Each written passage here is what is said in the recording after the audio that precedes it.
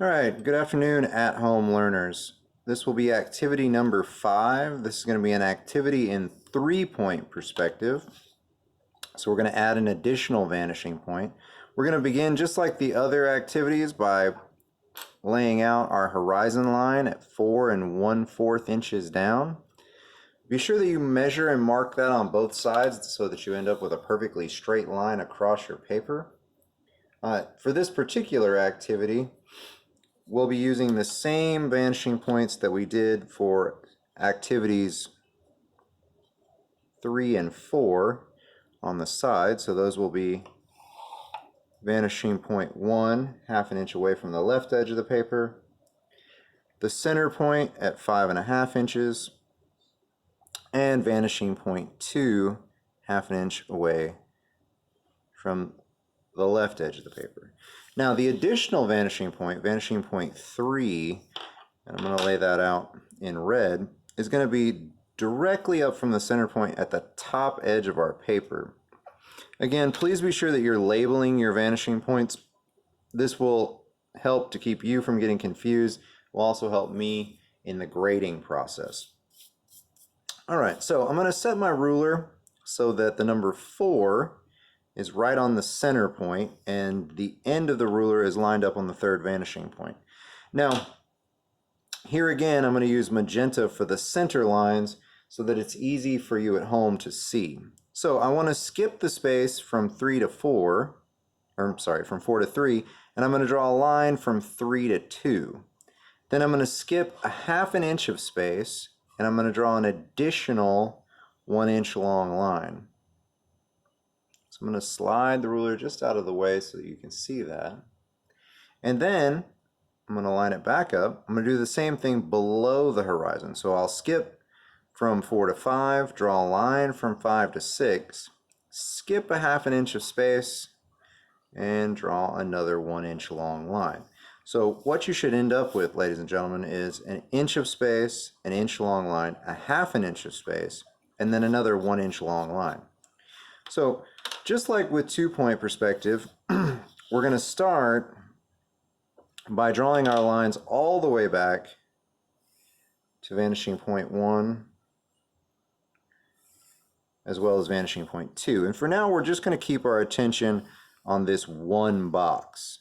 Now, 3-point perspective is utilized when drawing structures which are exceptionally tall. So think for a moment that you're standing at the base of a skyscraper and you're looking straight up towards the top of the building.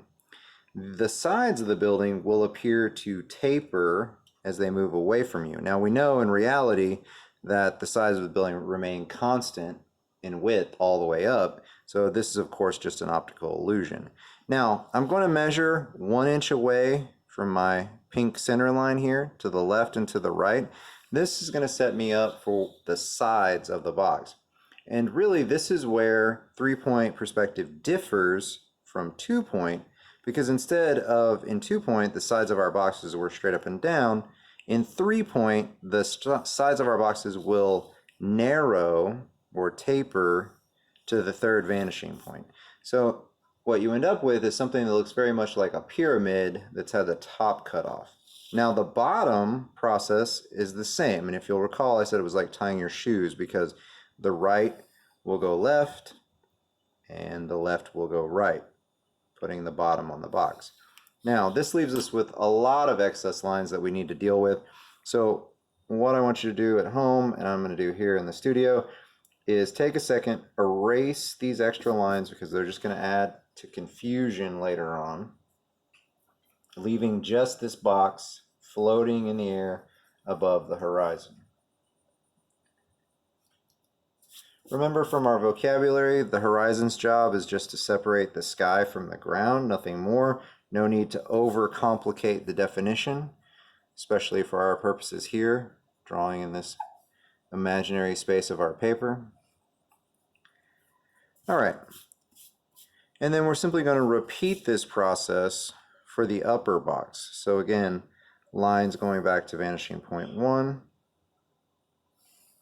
as well as vanishing point 2. take the time and really make sure you're lining up your corners and your vanishing points.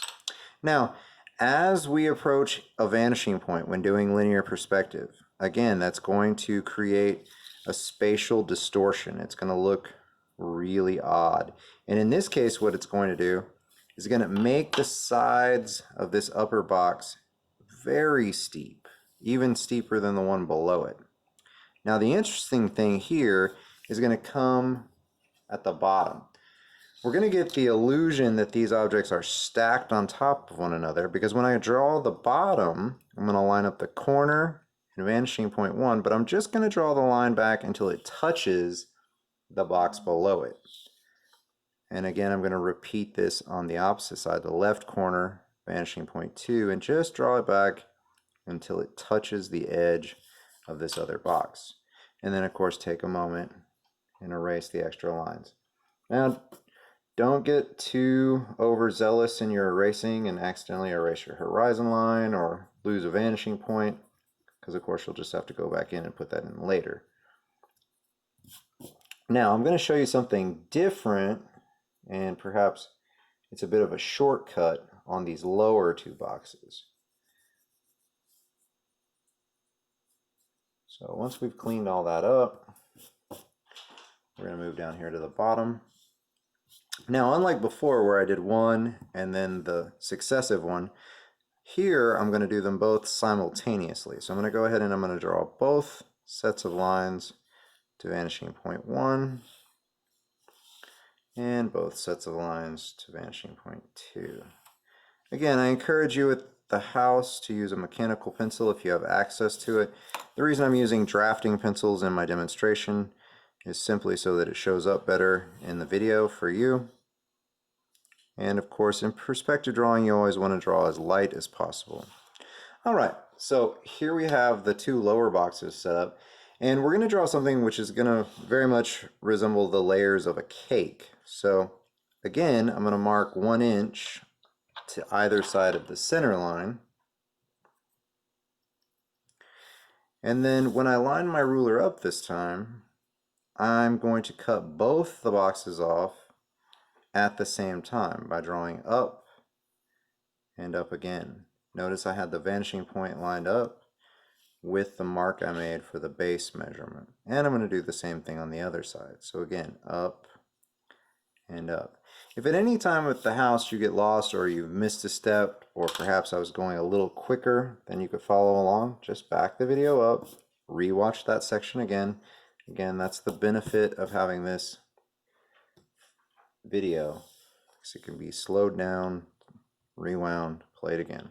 So again, we're going to put the tops on these boxes. So the right corner will go to vanishing point 1, and the left corner will go to vanishing point 2. This is a good little check right here. You'll notice that this box is slightly overhanging the lower box. If for some reason that overhang doesn't happen, that means your measurement was off in here. Remember, it's only supposed to be a ½ inch. And then of course, to complete the top box, again, it is the right corner to vanishing point 1 and the left corner to vanishing point 2. So we're going to clean up these last few lines.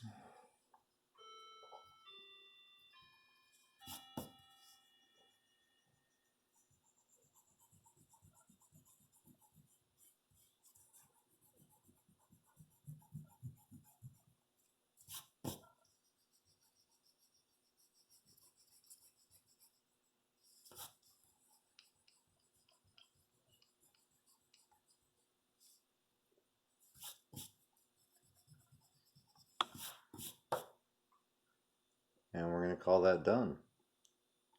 So again, please make sure that you're submitting your photographs through Canvas. They're in JPEG format. I hope you enjoyed this video, and I'll see you guys next time for activity number 6.